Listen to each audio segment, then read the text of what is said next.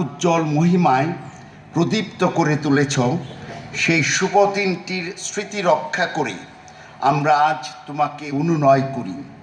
আমরা যেই মন্দিরে উপাসনা করি, আমাদের অন্তর তোমার গ্রহণযোগ্য এক নৈবেদ্য রূপে নিবেদন করতে পারি।